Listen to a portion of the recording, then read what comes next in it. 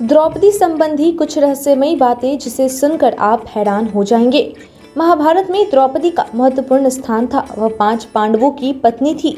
वह रूपवान और गुणवान भी थी, परंतु द्रौपदी की चर्चा उसके रूप और गुण से कहीं ज्यादा उसके साहसी स्त्री होने के कारण की जाती है।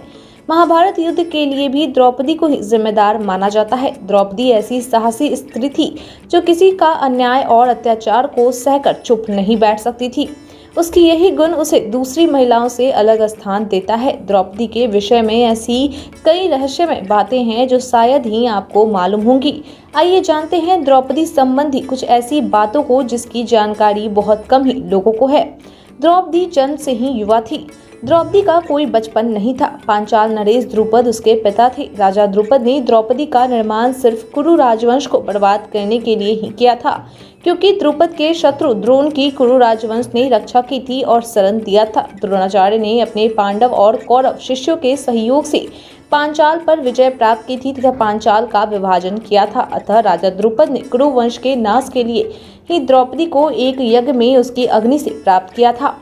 यानी द्रौपदी का जन्म यागकुंड की अग्नि से हुआ था और वह वृषक के रूप में ही जन्म ली थी।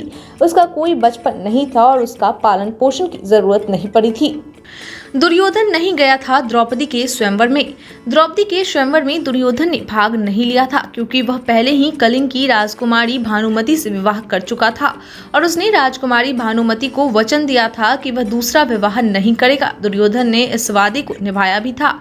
द्रौपदी को उसके स्वयंवर से पहले ही वेदव्यास ने यह बता दिया था कि उसके पति 5 होंगे, लेकिन द्रौपदी ने वेदव्यास की बात को यह कहकर नकार दिया था कि जिस औरत के एक से ज्यादा विवाह होते हैं उसे समाज अच्छी नजरों से नहीं देखता और उनके पिता द्रुपद ऐसा कभी नहीं होने देंगे। लेकिन हुआ वही जो व्यास जी ने कहा था। सच तो यह है कि द्रौपदी का स्वयंवर तो मानो स्वयंवर था ही नहीं, क्योंकि उस स्वयंवर में द्रौपदी के पिता ने ऐसी कठिन शर्त रखी थी कि जो राजकुमार मछली की आंख पर निशाना लगा पाएगा सिर्फ उसी से राजकुमारी का विवाह होगा, और यह शर्त केवल अर्जुन ही पूरी कर सकते थे।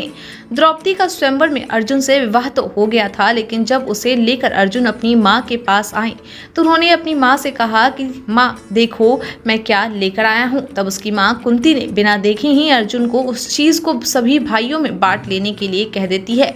लेकिन जब या बाद में कुंती को यह पता चलता है कि अर्जुन कोई चीज नहीं द्रौपदी का विवाह करके लाया है, तब उन्हें अपनी गलती का एहसास हुआ। लेकिन अब माँ के मुख से निकले वचन को पूरा करने के लिए द्रौपदी को 5 भाइयों से विवाह करना पड़ा। द्रौपदी का कौमार्य सुरक्षित रहा। पुराणों में द्रौपदी के बारे में यह बताया गया है कि उसका कौमार्य जीवन भर बना रहा और वह हमेशा युवती ही बनी रही। ऐसा महर्षि वेदव्यास से द्रौपदी को मिले वरदान के कारण संभव हुआ था। व्यास जी ने ही द्रौपदी का विवाह पांडवों से करवाया था। उन्होंने द्रौपदी को आशीर्वाद देकर कहा था कि जब वह एक भाई से दूसरे भाई के पास जाएगी तो उसका कौमार्य पुनः वापस प्राप्त हो जाएगा। द्रौपदी प्रति वर्ष एक पति से दूसरे पति के पास चली जाती थी और 1 साल तक सिर्फ एक ही पति के साथ रहती थी और इस दौरान किसी दूसरे पति को उसके पास जाना मना था। एक पति से दूसरे पति के पास जाने से पहले द्रौपदी अग्नि से होकर गुजरती थी, जिससे उसका कौमार्य वापस आ जाता था। द्रौपदी के साथ नहीं रही पांडवों की कोई और पत्नी। द्रौपदी ने 5 पांडवों से विवाह के पहले एक शर्त रखी थी, जिसके अनुसार वह किसी और स्त्री के साथ अपनी गृहस्थी साझा नहीं कर सकती थी। उस समय बहुविवाह की प्रथा थी, लेकिन फिर भी द्रौपदी को दिए वचन से बंधे होने के कारण पांडव इंद्रप्रस्थ में अपनी किसी अन्य पत्नी को नहीं ला सकते थे।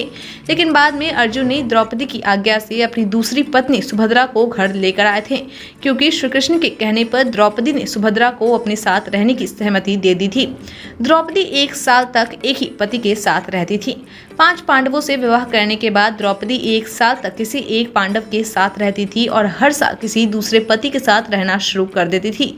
हालांकि वह 5 पांडवों की पत्नी थी, लेकिन फिर भी वह अपने सभी पतियों से बराबर प्रेम नहीं करती थी। वह सबसे अधिक अर्जुन से प्यार करती थी, लेकिन अर्जुन द्रौपदी को विवाह करके लाने के बाद भी द्रौपदी से ज्यादा सुभद्रा को प्रेम करते थे, जो श्री कृष्ण की बहन थी। सभी पांडवों ने द्रौपदी के अतिरिक्त भी विवाह किया था, लेकिन उन पांडवों ने द्रौपदी के शर्त को मंजूर करते हुए अपनी किसी अन्य पत्नी को द्रौपदी के पास इंद्रप्रस्थ लेकर नहीं आए।